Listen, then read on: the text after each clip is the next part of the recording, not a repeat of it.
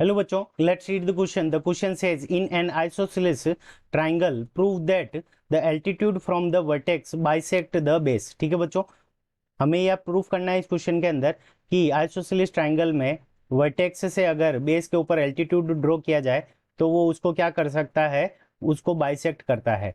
तो यहाँ पे हम की कॉन्सेप्ट क्या लगाएंगे, सबसे पहला हम यहाँ पे आइसोसेलेस ट्राइंगल की प्रॉपर्टी लगाएंगे। ठीक है बच्चों, क्योंकि हमें यहाँ पे ये गिवन है तो आइसोसेलेस ट्राइंगल की प्रॉपर्टी लग जाएगी। तो पहला कॉन्सेप्ट हमारा ये हो जाएगा, आइसोसेलेस ट्राइंगल की प्रॉपर्टी। सेकंड नंबर हमारा जो कॉन्सेप्ट लग जाएगा वो क्या लग जाएगा, रूल ऑफ कॉन्ग्रुएंस। यानी हम दो ट्राइंगल बना लेंगे एल्टीट्यूड ड्रॉ करके, फिर वहां पे दोनों ट्राइंगल को हम क्या कर देंगे, कॉन्ग्रुएंट कर देंगे। तो रूल ऑफ कॉन्ग्रुएंस,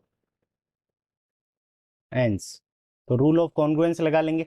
तो सबसे पहला ये है हमारा ट्राइंगल ए बी सी, ये ट्राइंगल हमने ड्रॉ कर लिया। अब देखो हमें क्या दे रखा है कि आइसोसेलेस ट्राइंगल है, तो हम मान लेते हैं कि A B is equals to क्या है, ए सी। ये दोनों इक्वल हो गई। हम अब क्या करेंगे, ए पॉइंट से सामने की बेस के ऊपर क्या कर देंगे, एक एल्टीट्यूड ड्रॉ कर देंगे और इसका नाम दे दिया हमने ए डी। एल्टीट्यूड है तो ये 90 डिग्री का एंगल बनाएगा। ठीक है बच्चों, तो अब हमें क्या प्रूव करना है कि, तो सबसे पहले टू प्रूव, यानी हमें क्या प्रूव करना है, तो टू प्रूव, टू प्रूव यानी ये बाइसेक्ट करता है बेस को, तो इसका मतलब हमें प्रूव करना है B D is equals to D C, ये हमें प्रूव करना है। अब देखो हम क्या करेंगे, दो ट्राइंगल बन गए, एक तो ए डी बी और एक ए डी सी। तो हम क्या लेंगे, in triangle A D B and A A D C. ठीक है बच्चों, अब देखो यहाँ पे हमने आइसोसेलेस ट्राइंगल गिवन है तो इसका मतलब A B is equals to A C, ये हमें गिवन है। तो ये लिख लेते हैं A B is equals to A C. Reason क्या हो जाएगा कि ये तो गिवन है क्वेश्चन के अंदर। अब यहाँ पे एल्टीट्यूड ड्रॉ किया है तो angle A D B is equals to angle A D C. ये दोनों क्या है, हमारे 90 डिग्री के एंगल हैं।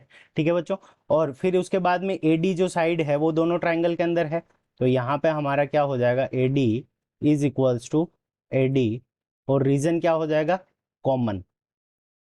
तो ये दोनों ट्राइंगल के अंदर देखो अब आरएचएस का रूल लग जाएगा।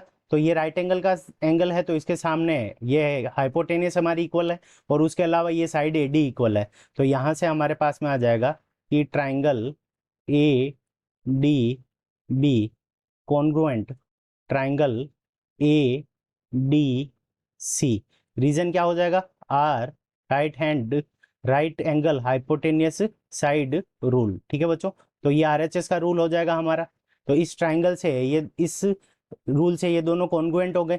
अब कॉन्ग्रुएंट होने के बाद में उनके कोरस्पॉन्डिंग जो पार्ट होते हैं वो हमारे क्या होते हैं, इक्वल होते हैं। तो यहाँ पे देखो B D is equals to हमारे पास में क्या आ जाएगा, इक्वल आ जाएगा B D is equals to D C, और इसका रीजन क्या हो जाएगा, by C P C T. ठीक है बच्चों, by C P C T. अब सी पी सी टी का मतलब क्या होगा, corresponding part of congruent triangles are congruent.